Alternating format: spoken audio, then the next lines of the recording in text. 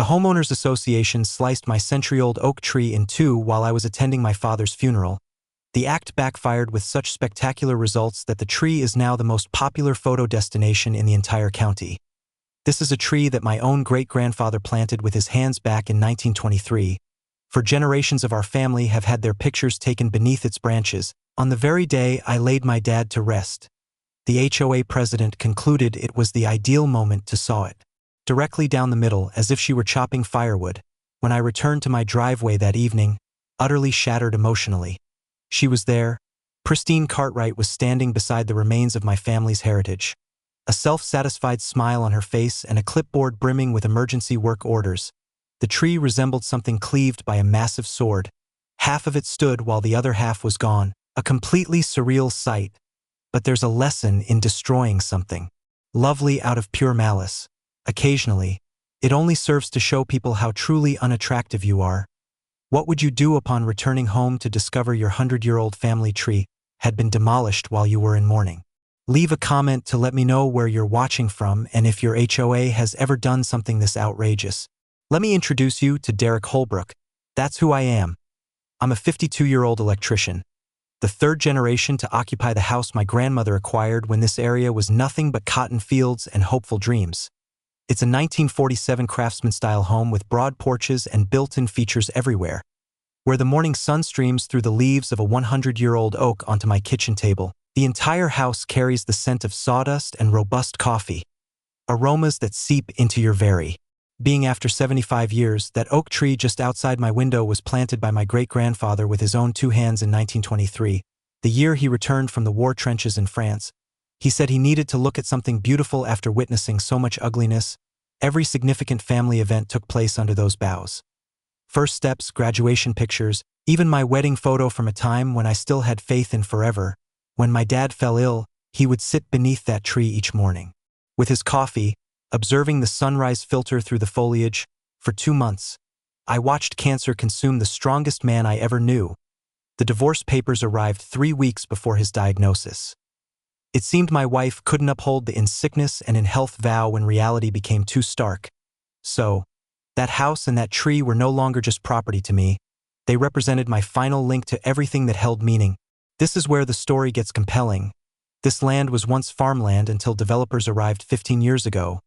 Like a plague of locusts in business suits, they called it Willowbrook Estates, because nothing conveys suburban elegance quite like naming a development after the very trees you've torn down to build it. They erected McMansions all around my grandmother's home and then determined we all required an HOA to safeguard property values.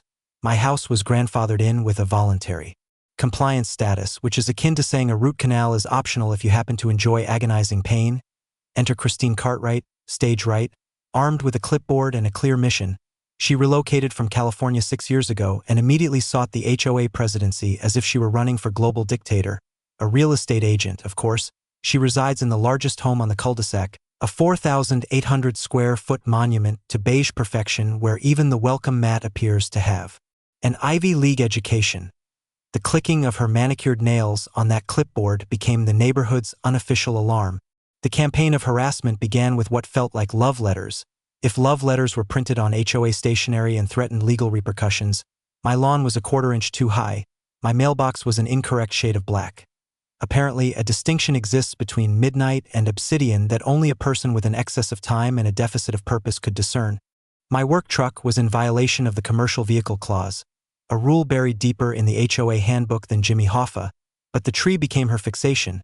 She asserted that its branches extended 2 inches into my neighbor's airspace, 2 inches, as though she were arbitrating international treaties instead of suburban lot lines. I had it professionally pruned just 6 months prior, but Pristine measured it herself with a tape measure and the unwavering focus of a forensic scientist. The woman captured photos from 17 different perspectives, as if she were documenting a crime scene. The morning of my dad's funeral, I departed at sunrise for the service, which was 2 hours away. I entrusted my spare key to Mrs. Olivia at 83. She's as sharp as a tack and monitors this neighborhood more effectively than the NSA. The funeral was precisely as one would expect. A stranger reciting generic sentiments while my brother and I struggled to maintain composure in ill-fitting, scratchy suits that smelled of mothballs. I arrived home just as the desert sun was casting a golden hue on everything, The crunch of my tires on the gravel seemed unnervingly loud in the quiet of the evening. That's when I saw it, my tree, for generations of our family's history, bisected by a chainsaw like some twisted art installation. It wasn't removed or even trimmed. It was surgically cut in half, leaving behind an impossible sculpture that looked like Mother Nature in the midst of a nervous breakdown. Pristine was there in her immaculate blazer, directing a cleanup crew with her tablet as the scent of fresh sawdust mingled with diesel fumes, hanging in the air like the evidence of a crime. She brandished an emergency work order in my face, citing an imminent danger to the neighborhood. I just stood there in my funeral attire, gazing at my family's murdered tree while neighbors gathered like onlookers at a highway accident. It was in that moment I understood this wasn't about property maintenance. This was a declaration of war. Pristine stood there as if she had just discovered a cure for cancer, waving that emergency work order as though it were the Constitution itself.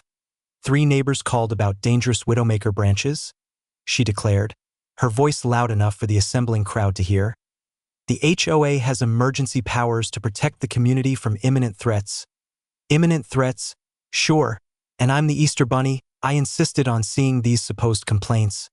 Privacy concerns, she chirped, gripping her tablet as if it held state secrets, but Pristine couldn't help but showcase her work.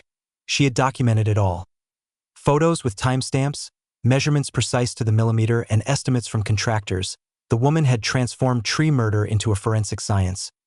This tree was professionally trimmed 6 months ago, I stated, retrieving my phone to display the arborist certification. Licensed, bonded, the works? She actually laughed. Not a polite titter, but a deep, throaty cackle that sounded like she gargled with rocks. That's adorable, Derek. Sue us? The HOA has a legal fund that could purchase your little house twice over.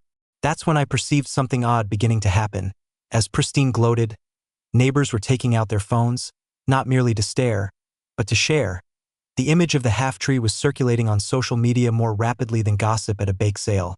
Some people genuinely liked it, describing it as suburban art and accidentally profound. The tree resembled something Dolly might conjure in a fever dream, and that, it turned out, was Instagram gold. Pristine, being pristine, chose to use this to her advantage. This just proves how dangerous it was, she proclaimed to the growing assembly of phone cameras. Look at all these people gathering. It was clearly a distraction hazard. I dedicated that night to researching HOA law until my eyes felt like they were full of sand. My father was a union electrician who taught me that knowledge is the one tool that management can never take away. It turned out I had a vague recollection of reading that emergency powers are not as absolute as despots like to believe. There was something about notification requirements, proper procedures, and documentation timelines. Delving deeper into legal websites, I found precisely what I was looking for. HOA emergency powers mandate a 72-hour written notification for any work that is not life-threatening. The sole exception is if someone is literally moments from death. A tree that had weathered the Great Depression does not suddenly become a mortal threat on the day of a funeral. The following morning, I contacted the HOA's lawyer, voicemail. I tried again, more voicemail. Apparently, emergency work doesn't include returning calls from the people you're victimizing. That's when Mrs. Olivia shuffled over with information that made my coffee taste like Christmas. She had witnessed Pristine measuring my tree at 7:00 a.m. on the day of Dad's funeral, 3 hours before any emergency work order was created and 7 hours before the chainsaws began their mournful song. She had that little tape measure out there like she was planning a bank robbery. Mrs. Olivia said, her voice laced with the particular tone elderly Korean women use for calling out top-tier foolishness. Took pictures from every angle. That woman planned this whole thing like D-Day. But this is where it became truly significant. Mrs. Olivia has security cameras. Professional ones, the kind that capture everything in sharp detail because she grew weary of porch pirates making off with her arthritis. Medication. Those cameras caught Pristine red-handed, measuring and photographing my tree hours before she filed any emergency documents. Emergency, my wrinkled behind. Mrs. Olivia grumbled, handing me a USB drive that felt as precious as solid gold. That girl's about as emergency as a scheduled root canal. The footage was perfect, timestamp. 7:03 a.m. There was Pristine, measuring my tree with the intensity of a crime scene investigator. Emergency work order filing time. 2:17 p. a.m. Work. Commenced 11:30 a.m. The arithmetic was simple enough for a first grader. You cannot file emergency paperwork after you have already initiated the emergency work. The sound of slamming car doors became the new soundtrack of our neighborhood as photo tourists found our unintentional art piece. Professional photographers arrived with gear that was worth more than my truck. Local coffee shops began promoting half-tree lattes and surreal Sunday specials. The local paper published a human interest story on accidental suburban art. Pristine doubled down with the conviction of a gambler in Vegas. She informed anyone holding a microphone that the tree's popularity proved it was a dangerous distraction and a major liability. In her convoluted reasoning, the fact that people wanted to photograph something beautiful meant it had to be utterly destroyed. But she had misjudged. The internet possesses a long memory and absolutely no patience for petty despots. Every HOA horror story from the county began to be shared alongside pictures of my tree. People posted their own encounters with Pristine. The family she tormented for parking their wheelchair, accessible van in their own driveway. The veteran she fined for flying an American flag that was supposedly 2 inches too large. That evening, as I sat beneath what was left of my family tree, watching the sunset filter through its wounded boughs, I had an important realization. Pristine believed she was teaching me about compliance. Instead, she had just provided a masterclass in how bullies expose themselves when they think they are unobserved. Game on. 3 days later, my mailbox contained a special delivery. Legal documents thick enough to stop a door. The HOA's lawyer had prepared a cease and desist letter that was practically a declaration of war, complete with high-quality ivory paper and intimidating language about harassment and defamation of character. Coming from a woman who sanctions the destruction of trees during funerals, the irony was so potent it could have powered the entire neighborhood for a week. But Pristine wasn't finished with her amateur lawyering. She had assembled a greatest hits collection of my supposed violations: my work truck, a commercial vehicle in a residential area, my mailbox. Still the wrong shade of black, it seemed, and my weekend garage projects. Excessive noise disrupting the peace. Every violation was accompanied by escalating daily fines. Because nothing exemplifies community leadership like nickel-and-diming your neighbors into submission, this is where her masterful strategy encountered a pothole the size of Texas. My mutilated tree was evolving into a legitimate tourist spot. Not just known in the neighborhood, but throughout the county, tour buses began to appear. The local Visitors Bureau even added it to their quirky Arizona attractions webpage, placing it right between the world's largest ball of barbed wire and a restaurant designed to look like a cactus. The aroma of diesel exhaust from idling tour buses, mixed with the desert heat and sunscreen, became our new permanent atmosphere. Mrs. Peterson started charging tourists $3,200 for half a day's work. Mrs. Olivia declared, waving printed financial records as if she had found buried treasure. No competitive bids, no board approval, just Pristine writing checks to her family. That evening, while I was researching HOA financial regulations online, because insomnia and righteous fury are excellent research assistants, I came across something my electrician's mind should have noticed sooner. Emergency expenditures exceeding $500 require both board approval and competitive bidding. Always, no exceptions, not even for genuine emergencies. I called Jake Morrison the next morning. He had already gotten wind of the tree situation through the legal grapevine. Apparently, chainsawing heritage trees during funerals generates quite a bit of buzz in attorney circles. She paid her brother-in-law $3,200 without board approval. Jake asked, and I could almost hear the grin in his voice over the phone.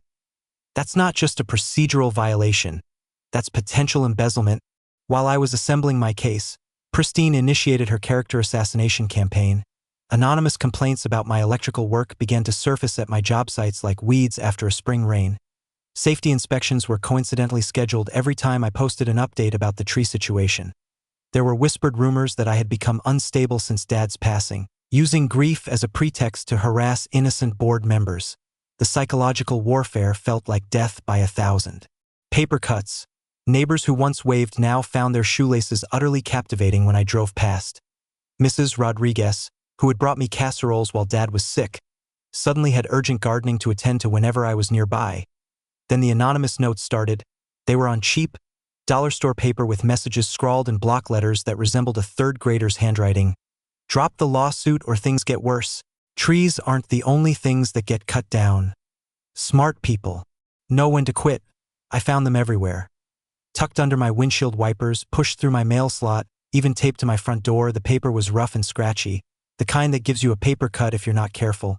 Whoever was composing these masterpieces was either incredibly foolish or incredibly desperate.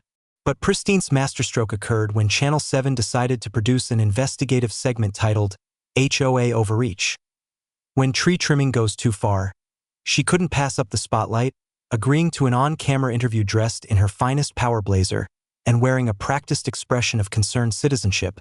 The reporter inquired about the timing, questioning why emergency powers were deemed necessary on the precise day of my father's funeral. Pristine's answer was a symphony of bureaucratic jargon about unfortunate coincidences and safety priorities superseding personal scheduling conflicts. Personal scheduling conflicts. She had just referred to my father's funeral as a scheduling conflict on live television. That night, as I watched the interview replay online, I knew Pristine had just given me the smoking gun I needed, because there is one thing bullies cannot withstand: having their cruelty broadcast to thousands of people who can distinguish between emergency tree removal and petty vengeance. The comment section was already erupting like the 4th of July, and none of it was supportive of Christine. The morning following Christine's television debacle, she convened an emergency HOA board meeting. This wasn't the usual monthly get-together where 3 people attend to debate garbage can placement, but a full-fledged emergency session with official notices and all. The agenda item was declaring my tree an ongoing public nuisance and authorizing its complete removal. She had learned absolutely nothing from the interview's negative reaction. Nothing at all. The woman possessed the self-awareness of a cinder block. The meeting was set for Thursday evening at the community center. One of those beige structures that looks as if it were designed by someone who had lost all hope. It featured fluorescent lights that made everyone appear ghoulish, folding chairs that protested with a squeak at every breath, and the persistent odor of industrial cleaner mixed with shattered aspirations. Pristine had prepared meticulously this time, mobilizing her supporters with surgical efficiency.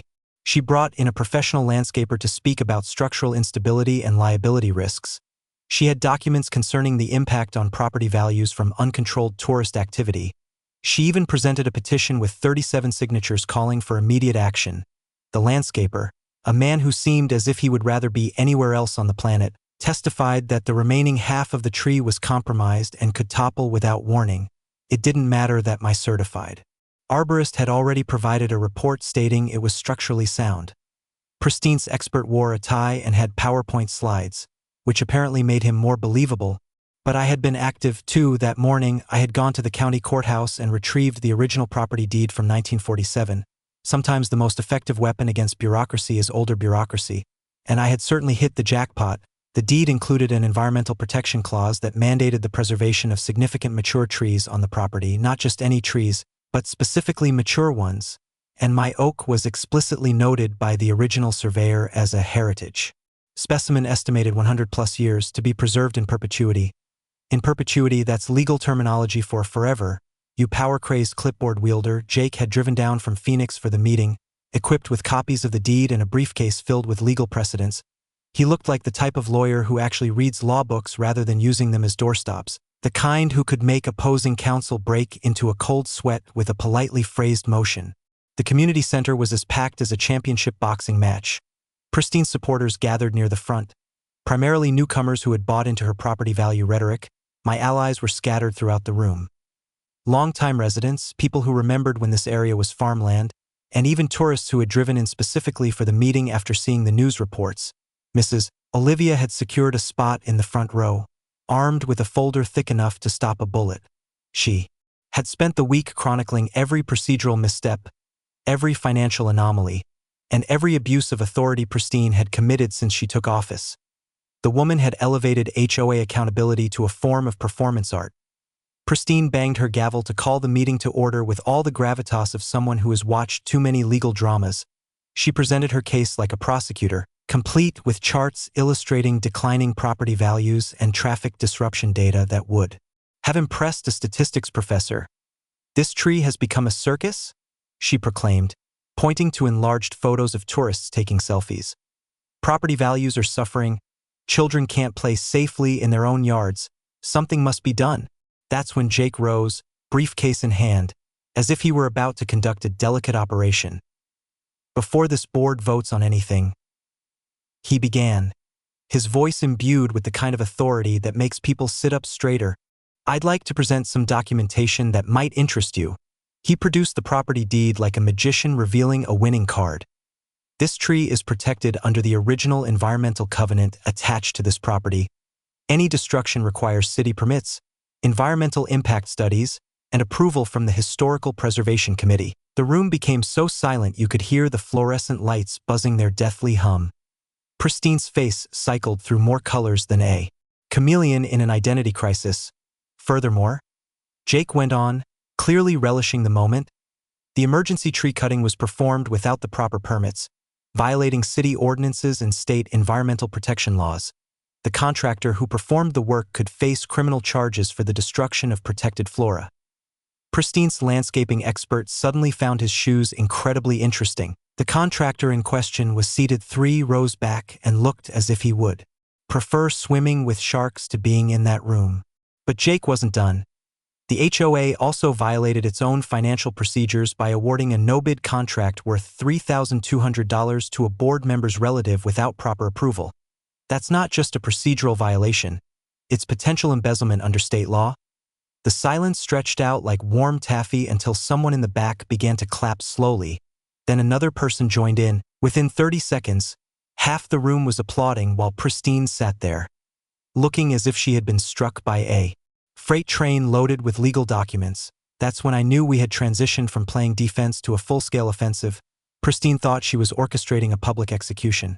Instead, she had just supplied the rope for her own hanging. The vote was postponed indefinitely. 3 board members discreetly handed in their resignations during the 15-minute recess, and Pristine, she remained in that folding chair, staring at the deed that had just dismantled her master plan, finally comprehending what checkmate looks like. The true breakthrough occurred 3 days later when Jake's legal team completed their thorough examination of the HOA's financial records. What they uncovered made Pristine's tree massacre seem like a minor parking violation compared to grand theft auto.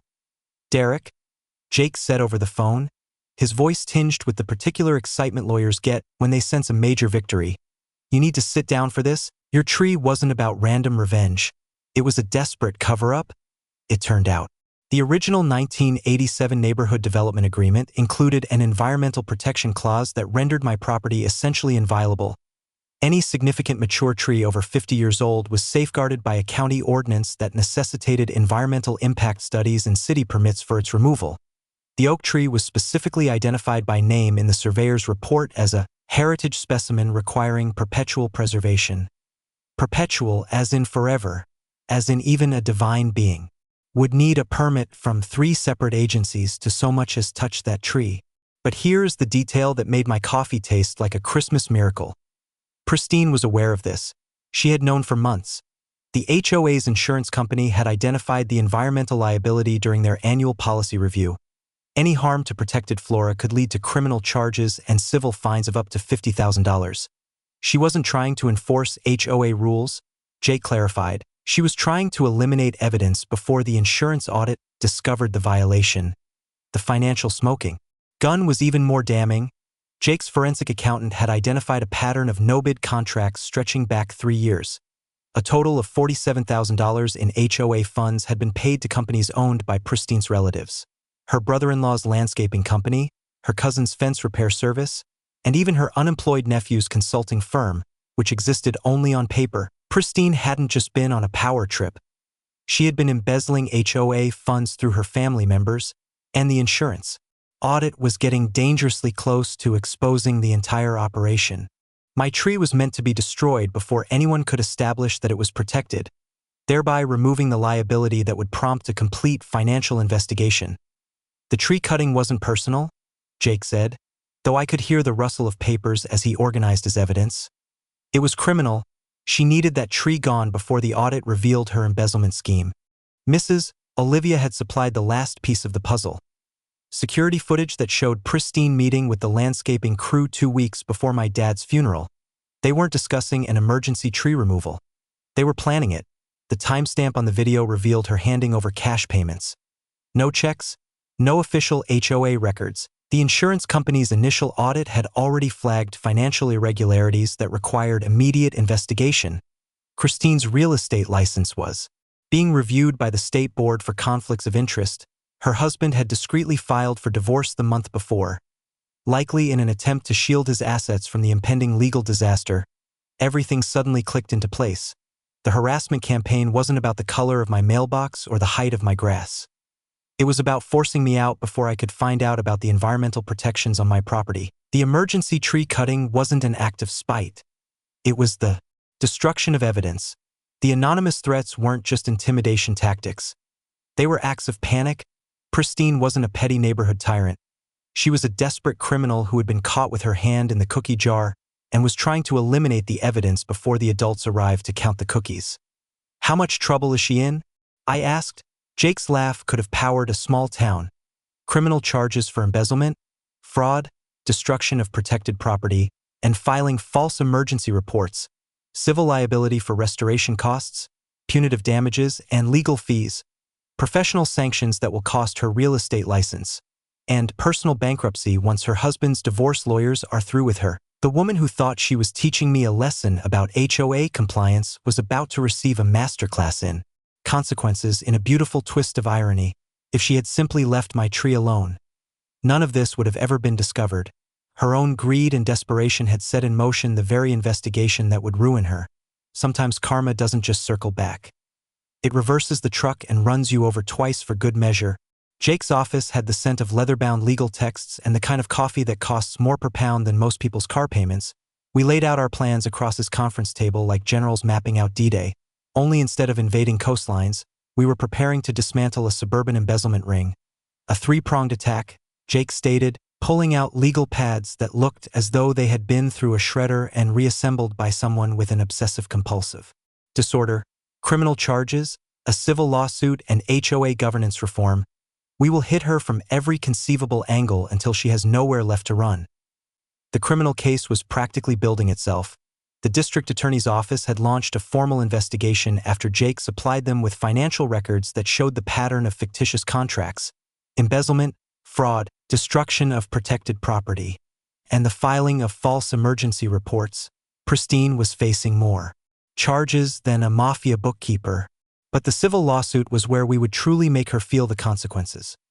Property damage for the tree's destruction, punitive damages for the illegal emergency action, emotional distress for its timing during Dad's funeral, and legal fees that were escalating faster than a rocket. A conservative estimate was $75,000, and that was before we even factored in pain and suffering. "The beauty of this," Jake remarked, arranging financial documents like he was dealing a hand of poker, "is that her insurance company is going to leave her out to dry. Embezzlement nullifies coverage, so they will throw money at us to avoid having to defend her criminal behavior." Mrs. Olivia had become our de facto intelligence director, chronicling every HOA procedure Christine had broken over the last 3 years. The woman had transformed record-keeping into a fine art, with every email, meeting minute, and financial transaction neatly organized in color-coded folders that would make the FBI envious. She approved 18 no-bid contracts. Mrs. Olivia reported, adjusting her reading glasses like a scholar poring over ancient manuscripts. Total value: $47,300. All to family members, all without board approval. The Historical Society had furnished expert testimony on the tree's importance, complete with documentation going back to 1923. They had located newspaper articles about my great-grandfather's return from France, property surveys indicating the original planting, and even aerial photos from the 1940s that proved the tree was older than any other structure in the neighborhood. I had absorbed more about property law in 2 weeks than most people do in their entire lives. Emergency powers require written documentation within 24 hours. Christine had filed hers 3 days late. Environmental protection clauses override HOA authority. Always, with no exceptions, insurance subrogation means the insurance company becomes your legal partner when they are seeking reimbursement from criminals. The most gratifying part was observing Christine's support network disintegrate like a house of cards in a windstorm. 3 board members had already stepped down to avoid potential criminal liability. Her landscaping expert had retained his own lawyer and was cooperating with the investigation. Even her brother-in-law was throwing her under the bus, asserting that he had been misled about the legality of the tree's destruction. My insurance company had become unlikely allies, conducting their own investigation into the fraudulent emergency claim. Their forensic accountant was meticulously documenting every financial anomaly, procedural breach, and abuse of power. When insurance companies detect fraud, they become more aggressive than sharks in a feeding frenzy. The media coverage was gaining momentum like a snowball rolling downhill. The local paper was planning an investigative series on HOA accountability. Channel 7 was getting a follow-up story ready about the criminal charges. Even a documentary filmmaker from Phoenix had called about turning the entire saga into a feature on suburban corruption. I had enrolled in a public speaking course at the community college, figuring that if I had to testify in court, I should at least sound like I knew what I was talking about. I learned how to remain composed under aggressive questioning, how to present evidence lucidly, and how to make complex legal ideas understandable to ordinary people. The personal preparation was more difficult than the legal work. Sifting through family photos to document the tree's significance meant reliving decades of memories. Pictures of Dad as a boy climbing those very branches, my wedding photos under its canopy, for generations of family events, birthday parties, graduation celebrations, all centered around that oak tree. The timing was critical. We coordinated the criminal referral with the filing of the civil lawsuit and planned the media investigation to align with the city council hearing on the heritage tree designation. Everything was set to happen at once, creating a perfect storm of legal and public pressure that would make Pristine's life more complex than quantum mechanics. Jake had developed contingency plans for every possible outcome. If criminal charges didn't stick, we had alternative legal arguments. If the civil case got bogged down, we had backup strategies. If Pristine attempted to flee the jurisdiction, we had measures in place to protect her assets. But my favorite aspect of the entire plan was the simplest. We were going to let Pristine destroy herself. Every desperate action she took generated more evidence. Every lie she told was recorded and documented. Every threat she made just added to the list of criminal charges. The best part about fighting criminals, Jake said, packing his briefcase with the contentment of someone who has just built the perfect mousetrap, is that they always believe they are smarter than they really are. Pristine is going to keep digging until she reaches the center of the earth. Game time was approaching and we were prepared for battle. Pristine's first action after the financial records became public was to retain Kellerman Banks and Associates, the type of law firm that bills more per hour than most people earn in a week. Their downtown Phoenix office featured marble floors so polished you could perform surgery on them and receptionists who looked as if they had been scouted from a modeling agency. Her approach was straightforward: challenge everything. The heritage tree designation, the financial audit's conclusions, even the legitimacy of my property deed. When you can't win on the facts, you drown your opponent in paperwork and legal fees. It was a classic scorched earth strategy from someone who would rather see the neighborhood burn than concede she was wrong. But hiring expensive lawyers while under investigation for embezzlement conveys a certain message to prosecutors. Specifically, the message that you have money stashed away somewhere and have no intention of cooperating. The district attorney's office elevated her case to a felony investigation faster than you could say, flight risk. That's when the real psychological warfare commenced. Anonymous flyers began to materialize on car windshields throughout the neighborhood, alleging that I was exploiting my father's death for financial gain and damaging property values with frivolous lawsuits. The paper was cheap and rough, like something from a dollar store copy machine, and carried the faint scent of desperation and generic toner. Someone, and I'm sure it was purely coincidental, kept calling code enforcement about fabricated violations at my house. Grass supposedly too high, a work truck parked illegally, suspicious electrical work being done without permits. Each complaint necessitated an official inspection. Each inspection consumed a day of my time, and every report concluded that there were no violations whatsoever. The harassment escalated to vandalism when I discovered the tires of my work truck had been slashed in the Home Depot parking lot. For brand new Michelins, cut with surgical precision, were deflated like my faith in suburban civility. The security cameras had mysteriously malfunctioned during the exact 20-minute window when the incident occurred. What were the chances? Mrs. Olivia's security system, on the other hand, had been functioning flawlessly. Her cameras captured a figure in dark attire skulking around my property at 3:00 a.m., carrying what appeared to be landscaping tools. The timestamp indicated Tuesday night, the same night someone had attempted to complete what Pristine had started by taking a chainsaw to the remaining half of my tree. The wannabe tree assassin had lost their nerve after a few trial cuts, likely realizing that destroying evidence, while under federal investigation, might not be the wisest career choice, but they had left behind fresh sawdust mixed with motor oil and the distinct smell of gasoline that lingers on tools kept in hot garages. The police investigation zeroed in on anyone with access to landscaping equipment and a motive to protect Pristine. This narrowed the list of suspects to about 3 people, all of whom happened to be related to the woman who had already shown a willingness to commit crimes involving chainsaws and oak trees. Pristine's media strategy backfired more spectacularly than a 1970s Pinto. She gave a tearful interview to Channel 7, claiming to be persecuted by a grief-stricken man bent on revenge, complete with crocodile tears and assertions about receiving death threats from outside agitators. The performance would have been Oscar-worthy had it not been so clearly rehearsed, but investigative reporters are like bloodhounds. Once they catch the scent of a story, they don't stop digging. Channel 7's follow-up report exposed Pristine's pattern of targeting homeowners who dared to challenge her authority. 3 families had sold their homes and moved, rather than endure her campaigns of harassment. 2 elderly residents had been fined for violations that didn't even exist in the HOA handbook. The newspaper's legal columnist penned a scathing piece on HOA board corruption, using Pristine as the poster child for everything wrong with suburban governance. When appointed officials believe they're above the law, the article concluded, homeowners become prisoners in their own neighborhoods. My insurance company's investigation had unearthed something wonderful. A pattern of fraudulent insurance claims filed by Pristine's family businesses over the past 5 years, phony storm damage, exaggerated vandalism reports, and even a suspicious theft of landscaping equipment that was mysteriously recovered a week after the insurance payout was received. The FBI, actual federal agents with badges and everything, arrived at Pristine's house on a Thursday morning with search warrants for her financial records. It turns out that using HOA funds to pay fake contractors can qualify as mail fraud when the checks are sent through the postal system.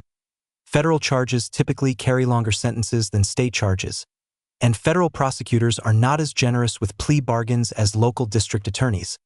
That evening, I sat under my wounded tree, watching the sunset paint the desert sky in hues of orange and gold, and listened to the sound of Pristine's perfectly manicured world collapsing like a house of cards in a hurricane.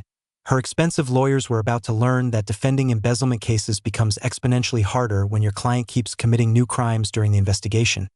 She had initiated this fight thinking she was swatting a fly. Instead, she had poked a bear that was about to remind her why bears are apex predators, and flies usually have a longer lifespan than people who threaten their cubs. The next phase was going to be even more amusing. Pristine's final move was so desperate it would have been comical if it weren't so pathetic. She called an emergency meeting to declare the HOA bankrupt and dissolve the board entirely, with the hope of transferring all assets to a shell company before the criminal investigation could seize them.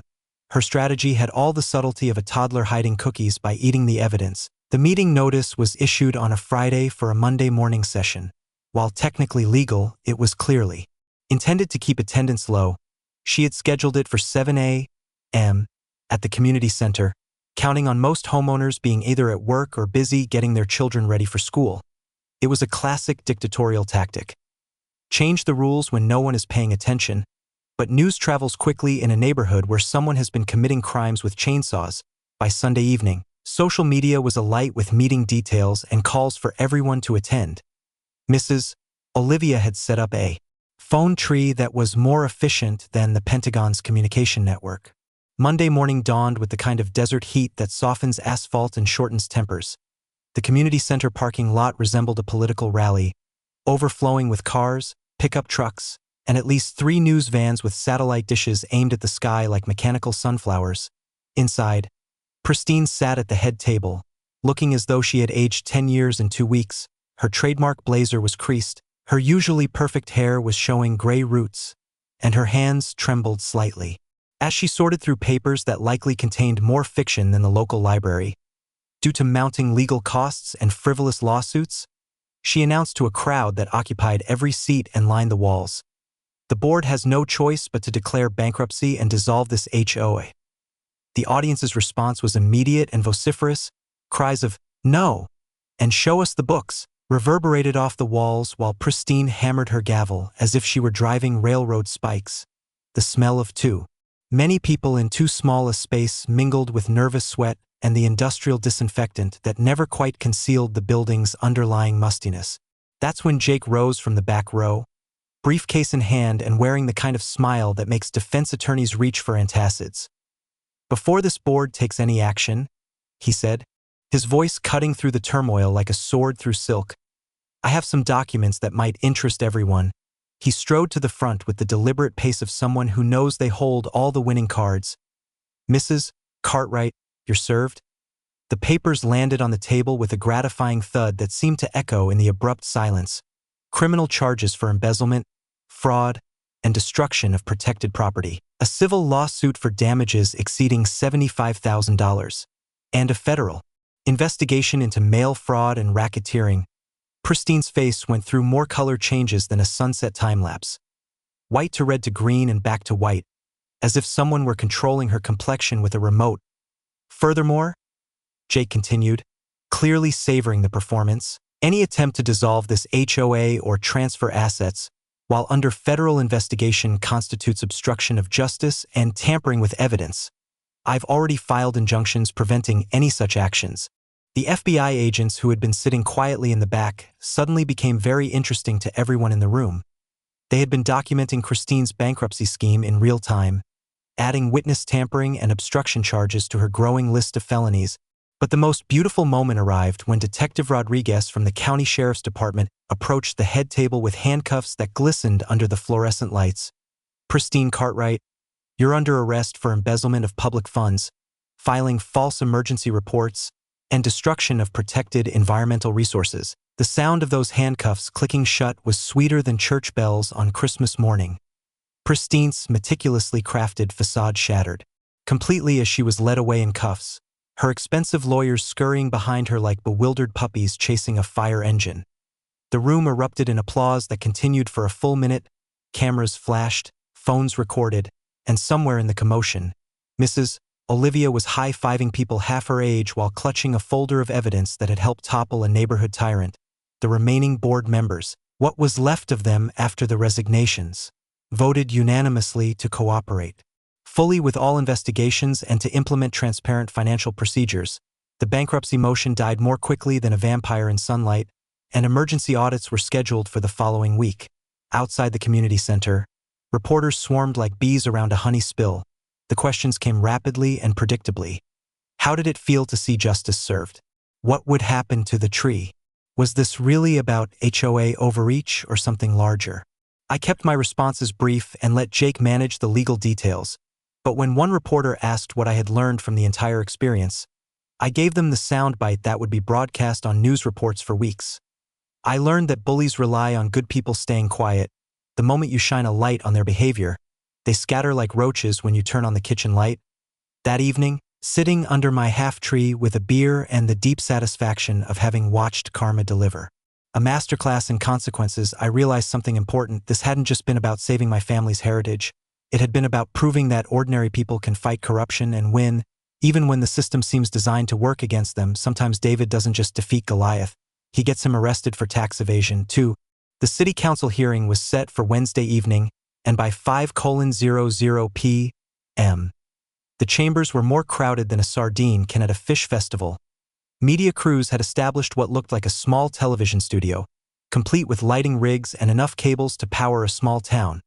The scent of nervous sweat mixed with anticipation filled the air like humidity before a storm. Pristine sat in the front row, clad in an orange jumpsuit that clashed violently with her skin tone. Apparently, the county jail does not provide wardrobe consultations. She had been released on bail that morning, just in time to witness her empire disintegrate in front of half the county's population and 3 news stations. The Historical Society presented first, armed with documentation that would have impressed the Smithsonian. Photographs dating back to 1925, property surveys demonstrating the tree's protected status, and even soil samples that confirmed its age and ecological importance.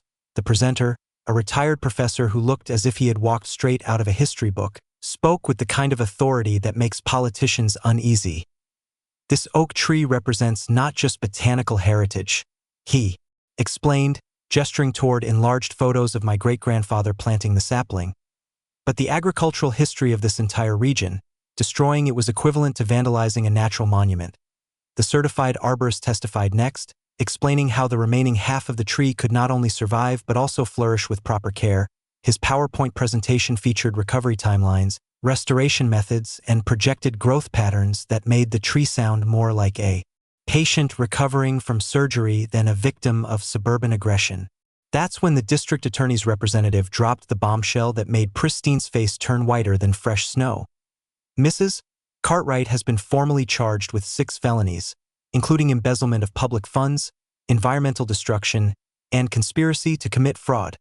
The federal investigation has uncovered additional evidence of mail fraud and tax evasion spanning multiple years. The room fell so silent you could hear people breathing. Pristine's expensive lawyer, the one who likely billed more per hour than most people's monthly rent, looked as though he would rather be anywhere else in the universe, including the surface of Mars during a dust storm. But the real fireworks began when Councilwoman Martinez asked Pristine if she had anything to say in her defense.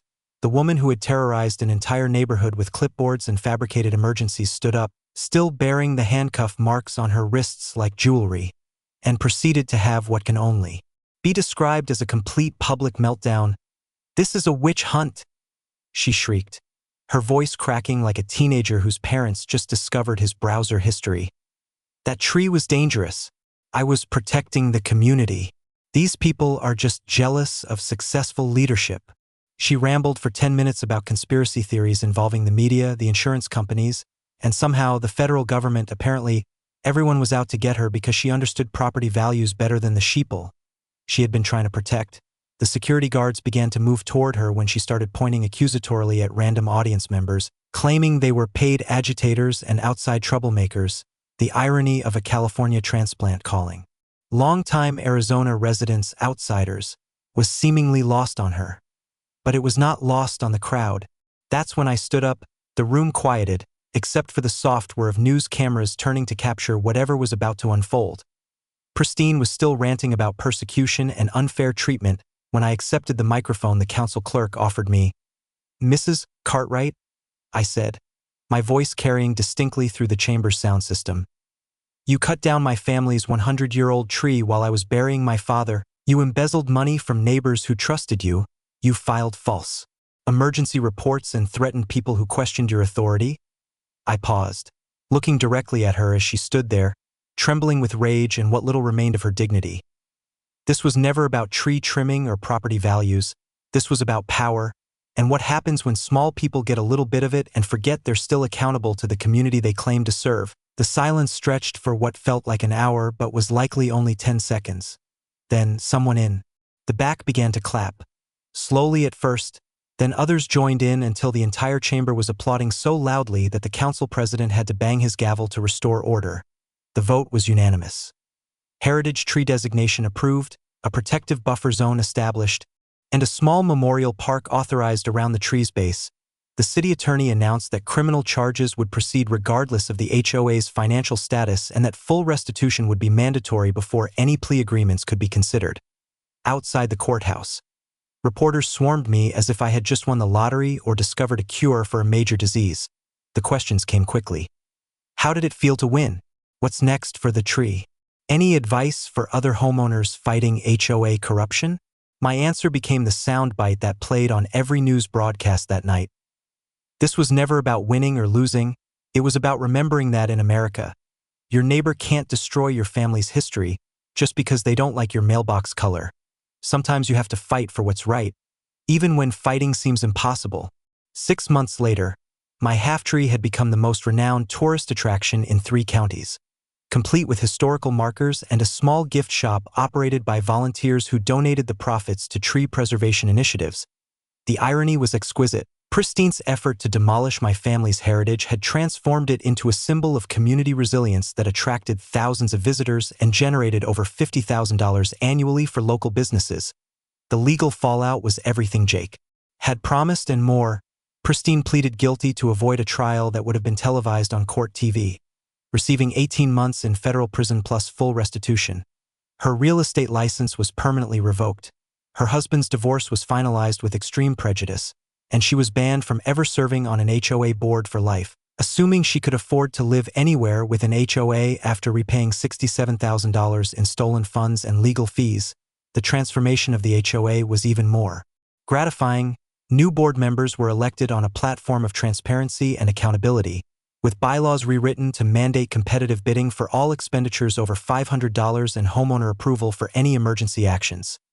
The community that had once lived in fear of clipboard-wielding autocrats now enjoyed actual democracy, with monthly meetings where people debated important issues like playground equipment instead of mailbox colors. My personal life had taken an unexpected and positive turn. Sarah Olivia, Mrs. Olivia's granddaughter and a volunteer coordinator for the Historical Society, had become a regular presence at my kitchen table, assisting with plans for the annual Heritage Tree Festival while we shared coffee and stories about family legacies worth defending. She possessed her grandmother's sharp wit and her grandfather's stubbornness, along with a smile that made even coffee taste better. The tree restoration project became a case study for the local community college's horticulture program, with students learning about recovery techniques while helping with its care. The remaining trunk had sprouted new growth in patterns that formed a unique canopy, more artistic than what nature had originally designed, but somehow more beautiful for having endured human cruelty. Local schools organized field trips, using the tree to teach lessons about history, environmental protection, and civic responsibility. Children who had never heard of HOAs learned about standing up to bullies and fighting for what is right. Even when the struggle seems insurmountable, some lessons are invaluable when learned early. The ripple effects extended beyond our small neighborhood. Jake utilized our legal precedents to win 3 similar cases across the state, establishing protections for homeowners that saved thousands of people from petty tyranny masquerading as community leadership. The state legislature enacted HOA reform legislation that required financial transparency and restricted emergency powers, reforms that would not have come into being without Pristine's spectacular demonstration of why such laws were essential.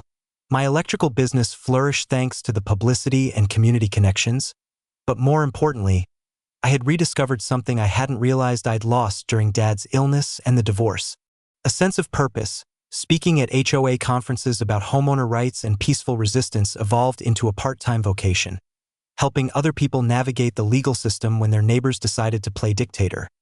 The annual Heritage Tree Festival became a celebration of everything Pristine had tried to obliterate: community spirit, individual rights, and the principle that ordinary people can combat corruption and win.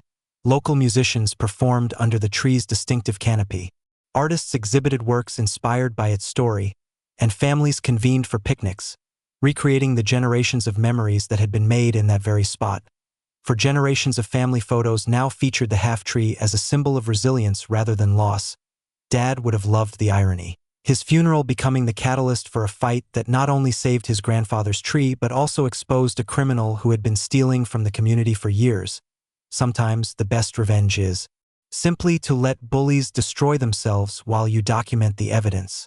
The final statistics tell the story better than any legal brief: total recovery, including punitive damages, $87,000, community economic impact from heritage tourism, over $200,000, HOA reform laws passed using our case as a precedent, 12 states, similar cases successfully resolved using our legal strategies, 27 and counting, but the most significant number is still one family tree saved for future generations, standing as proof that sometimes David doesn't just beat Goliath, he gets him arrested, convicted, and sentenced to federal prison.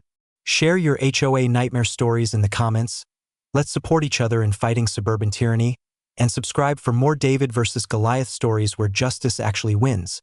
Because next week's tale involves a corrupt mayor, a parking meter scam, and the most epic public records request in municipal history. From all of us here at End for HOA, thanks so much for watching today's HOA Karen Meltdown. If you enjoyed seeing neighbors stand their ground and karma catch up, smash that like button, leave a comment with your thoughts, and subscribe so you won't miss the next HOA drama we bring you.